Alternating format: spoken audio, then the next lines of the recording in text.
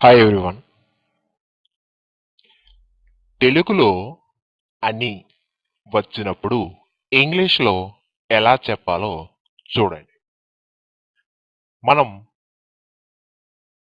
మాట్లాడేటువంటి వాక్యాలలో అని అనే పదం వచ్చినప్పుడు ఇంగ్లీష్లో చెప్పాల్సి వస్తే అది ఎలా అనేది మనం ఈ వీడియోలో తెలుసుకుందాం. ఉదాహరణకి, ఆమెను పార్కులో కలుస్తానని చెప్పు. నాన్న అమ్మతో నేను 3 గంటలకు వచ్చానని చెప్పాడు. నువ్వు మా ఆఫీసర్ను ఈరోజు కలవాలని చెప్పారు. నేను ఈరోజు సినిమాకి రాలేనని అతనితో చెప్పు. ఓకే, చూసారా?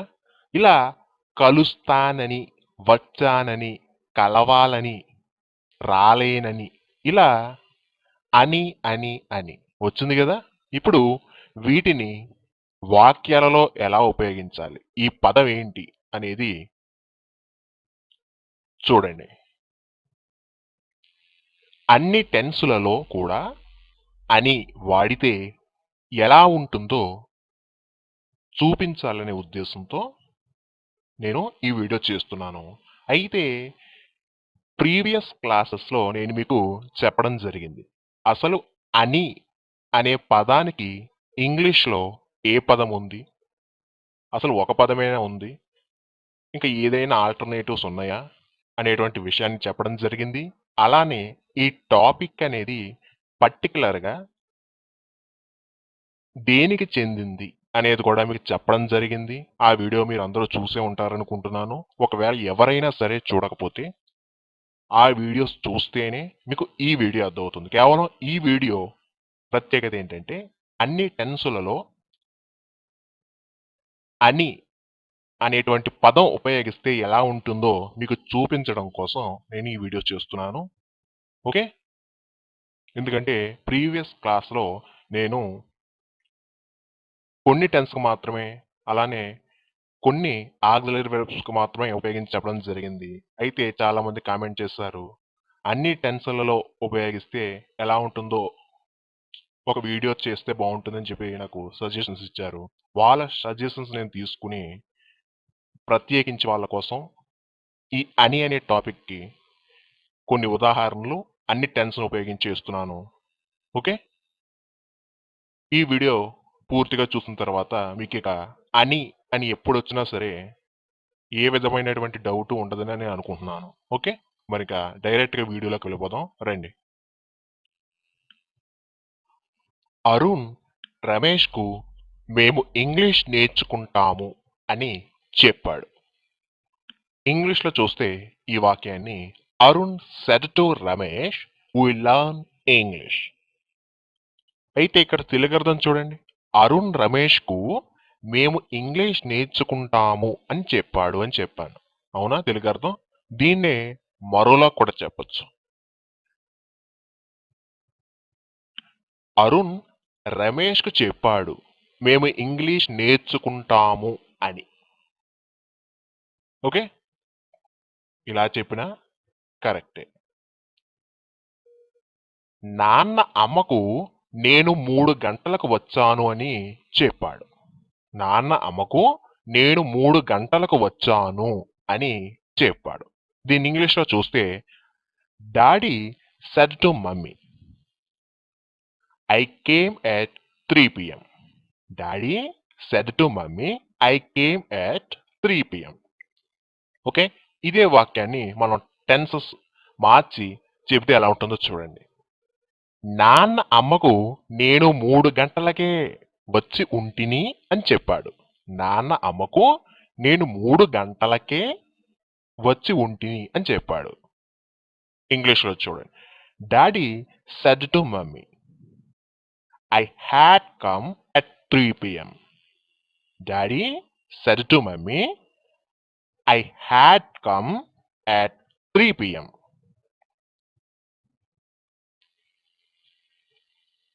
నాన్న అమ్మకు నేను 3 గంటలకు వస్తుంటిని అని చెప్పాడు. నాన్న అమ్మకు నేను 3 గంటలకు వస్తుంటిని అని చెప్పాడు. ఇప్పుడు ఈ వాక్యం చూడండి ఇంగ్లీష్లో. Daddy said to mummy I was coming at 3 p.m. Daddy said to mummy I was coming at 3 p.m. నాన్న అమ్మకు నేను 3 గంటలకు వస్తుంటాను అని చెప్పాడు. నాన్న అమ్మకు నేను 3 గంటలకు వస్తుంటాను అని చెప్పాడు. ఇంగ్లీష్లో చూడండి. Daddy said to mummy I will be coming at 3 p.m. Daddy said to mummy I will be coming at 3 p.m. నాన్న అమ్మకు నేను 3 గంటలకు వస్తాను అని చెప్పారు. నాన్న అమ్మకు నేను 3 గంటలకు వస్తాను అని చెప్పాడు. ఇంగ్లీష్లో daddy said to mummy I will come at 3 p.m. Daddy said to mummy I will come at 3 p.m. చూసారా? ఒకే వాక్యం. నాన్న అమ్మతో నేను 3 గంటలకు వస్తానని, వస్తుంటానని, వచ్చి ఉంటిని అని, వచ్చా అని ఎలా చెప్పారో గమనిస్తున్నారా? నెక్స్ట్ మరికొన్ని ఉదాహరణలు చూద్దాం. ఇప్పుడు చూడండి. నాన్న అమ్మకు నేను 3 గంటలకు ఇంకా వస్తూ ఉంటాను అని చెప్పాడు. నాన్న అమ్మతో నేను 3 గంటలకు ఇంకా వస్తూ ఉంటాను అని చెప్పాడు. ఇంగ్లీష్లో చూడండి. Daddy said to mummy I will have been coming at 3 p.m. Daddy said to mummy I will have been coming at 3 p.m. నాన్న అమ్మకు నేను 3 గంటలకే వచ్చి ఉంటాను అని చెప్పాడు. నాన్న అమ్మకు నేను 3 గంటలకే వచ్చి ఉంటాను అని చెప్పాడు. ఇంగ్లీష్లో చూడండి వాక్యం. Daddy said to mummy I will have come at 3 p.m. Daddy said to mummy I will have come at 3 p.m. నాన్న అమ్మకు తను 3 గంటలకు వస్తుండెను అని చెప్పాడు. నాన్న అమ్మతో ఏం చెప్పాడు? తను 3 గంటలకు వస్తుండెను అని చెప్పాడు. ఇప్పుడు దీన్ని ఇంగ్లీష్లో చూడండి. Daddy told mummy that he had been coming at 3 p.m. Daddy told mummy that he had been coming at 3 p.m. ఇక్కడ మీకు ఇంతకు ముందు సెంటెన్స్లో డాడీ సెడ్ టు మమ్మీ అని చెప్పాను. మరి ఇప్పుడు sentence daddy told mummy that అని ఉపయోగించాను. ఏంటి తేడా? ఆ తేడా ఏంటో తెలియాలంటే ప్రీవియస్ క్లాస్ చూసిన వారికే ఆ డిఫరెన్స్ అనేది తెలుస్తుంది. కాబట్టి ఎవరైనా చూడకపోతే అది చూస్తే తప్ప ఇక్కడ అర్థం కాదు. ఓకే, ఎందుకంటే ఇవి మనం రెగ్యులర్గా మాట్లాడే వాక్యాలు కాబట్టి ఇవి చాలా ఇంపార్టెంట్. కాబట్టి ఒక్కసారి వెళ్ళి చూడండి. ఓకే, ఇక తర్వాత వాక్యం చూడండి. నాన్న అమ్మకు తను 3 గంటలకు వచ్చాడు అని చెప్పాడు. నాన్న అమ్మతో ఏం చెప్పాడు? తను 3 గంటలకు వచ్చాడు అని చెప్పాడు. ఇంగ్లీష్లో చూడండి. Daddy told mummy that he had come at 3 p.m. Daddy told mummy that he had come at 3 p.m.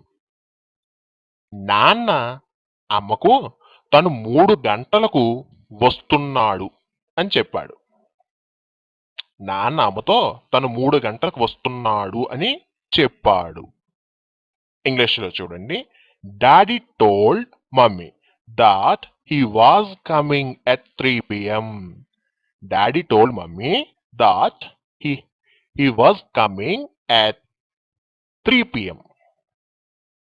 Okay, చూస్తున్నారు కదండి. ఒకే వాక్యాన్ని టెన్సెస్ మారిస్తే ఎట్లా ఉంటుంది అనేది జాగ్రత్తగా అబ్జర్వ్ చేస్తూ ఉండాలి. ఓకే, ఇంకా మరికొన్ని వాక్యాలు చూద్దాం. నాన్న అమ్మకు తను 3 గంటలకు ఇంకా వస్తుంటాడు అని చెప్పాడు. నాన్న అమ్మకు తను 3 గంటలకి ఇంకా వస్తుంటాడు అని చెప్పాడు. ఇంగ్లీష్లో చూస్తే daddy told mummy that he would have been coming at 3 p.m. Daddy told mummy that he would have been coming at 3 p.m. నాన్న అమ్మకు తను 3 గంటలకే వచ్చి ఉంటాడు అని చెప్పాడు. నాన్న అమ్మతో తను 3 గంటలకే వచ్చి ఉంటాడు అని చెప్పాడు. ఇంగ్లీష్లో చూడండి. Daddy told mummy that he would have come at 3 p.m. Daddy told mummy that he would have come at 3 p.m. నాన్న అమ్మకు తను 3 గంటలకు వస్తుంటాడు అని చెప్పాడు. నాన్న అమ్మతో తను 3 గంటలకు వస్తుంటాడు అని చెప్పాడు. ఇంగ్లీష్లో చూడండి. Daddy told mummy that he would be coming at 3 p.m. Daddy told mummy that he would be coming at 3 p.m. నాన్న అమ్మకు తను 3 గంటలకు వస్తాడు అని చెప్పాడు. నాన్న అమ్మతో ఏం చెప్పాడు? తను 3 గంటలకు వస్తాడు అని చెప్పాడు. ఇంగ్లీష్లో చూడండి. Daddy told mummy that he would come at 3 p.m. Daddy told mummy that he would come at 3 p.m. Okay, చూసారు కదా, ఒక వాక్యాన్ని మనం తీసుకుని ఎన్ని విధాలుగా చెప్పొచ్చు. ఇప్పుడు మరొక వాక్యం తీసుకుని దాన్ని ఎలా ఎన్ని వాక్యాలుగా చెప్పొచ్చో చూద్దాం. ఓకే, గోపి వాళ్ళ తమ్ముళ్లకు మేము ఒక కారు కొన్నాము. గోపి వాళ్ళ తమ్ముళ్లకు మేము ఒక కారు కొన్నాము అని చెప్పాడట. చూడండి, ఇంగ్లీష్లో చూస్తే ఈ వాక్యాన్ని Gopi said to his brothers, we bought a car. Gopi said to his brothers, we bought a car. ఇదే వాక్యాన్ని మరోలా చూడండి. టెన్స్.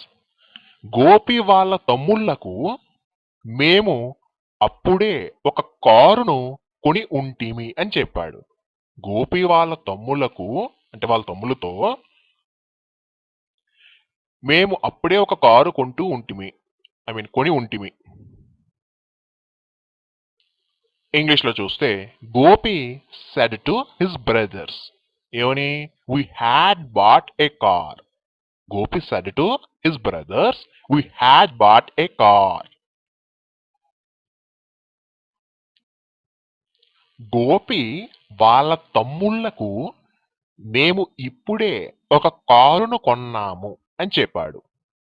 గోపి వాళ్ళ తమ్ముళ్లకు మేము ఇప్పుడే ఒక కారు కొన్నాము అని చెప్పాడు. ఇంగ్లీష్లో చూస్తే Gopi said to his brothers, we have bought a car. Gopi said to his brothers, we have bought a car.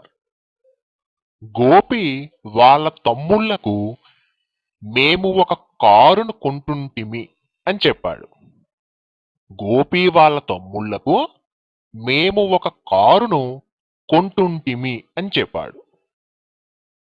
ఈ వాక్యం ఇంగ్లీష్లో చూస్తే Gopi said to his brothers, we were buying a car. Gopi said to his brothers, we were buying a car. Gopi వాళ్ళ తమ్ముళ్లకు మేము ఒక కారును కొంటుంటాము అని చెప్పాడు. గోపి వాళ్ళ తమ్ముళ్లకు మేము ఒక కారును కొంటుంటాము అని చెప్పాడు. ఈ వాక్యం ఇంగ్లీష్లో చూడండి. Gopi said to his brothers, we will be buying a car. Gopi said to his brothers, we will be buying a car. Gopi వాళ్ళ తమ్ముళ్లకు మేము వచ్చే వారం ఒక కారును కొంటాము అని చెప్పాడు. గోపి వాళ్ళ తమ్ముళ్లకు మేము వచ్చే వారం ఒక కారును కొంటాము అని చెప్పాడు. ఈ వాక్యాన్ని ఇంగ్లీష్లో చూస్తే Gopi said to his brothers we will buy a car the next week. Gopi said to his brothers, we will buy a car the next week. Gopi వాళ్ళ తమ్ముళ్లకు మేము ఒక కారును కొంటుంటాము అని చెప్పాడు. గోపి వాళ్ళ తమ్ముళ్లకు మేము ఒక కారును కొంటుంటాము అని చెప్పాడు. ఇంగ్లీష్లో చూస్తే Gopi said to his brothers, we will have been buying a car. Gopi said to his brothers, we will have been buying a car. Gopi వాళ్ళ తమ్ముళ్లకు మేము ఒక కారును కొని ఉంటాము అని చెప్పాడు. గోపి వాళ్ళ తమ్ముళ్లకు మేము ఒక కారును కొని ఉంటాము అని చెప్పాడు. ఈ వాక్యం ఇంగ్లీష్లో చూడండి. Gopi said to his brothers, we will have bought a car. Gopi said to his brothers, we will have bought a car. Gopi వాళ్ళ స్నేహితుడికి మేము ఇంకా కూరగాయలను కొంటూ ఉంటిమి అని చెప్పాడు. గోపి వాళ్ళ స్నేహితుడికి మేము ఇంకా కూరగాయలను కొంటూ ఉంటిమి అని చెప్పాడు. ఇంగ్లీష్లో చూడండి. Gopi said to his friend ఏమని, we had been buying the vegetables. Gopi said to his friend, we had been buying the vegetables. ఏం కొంటే అవి. గోపి వాళ్ళ స్నేహితుడికి మేము ఇంకా కూరగాయలను కొంటున్నాము అని చెప్పాడు. గోపి వాళ్ళ స్నేహితుడికి మేము ఇంకా కూరగాయలను కొంటున్నాము అని చెప్పాడు.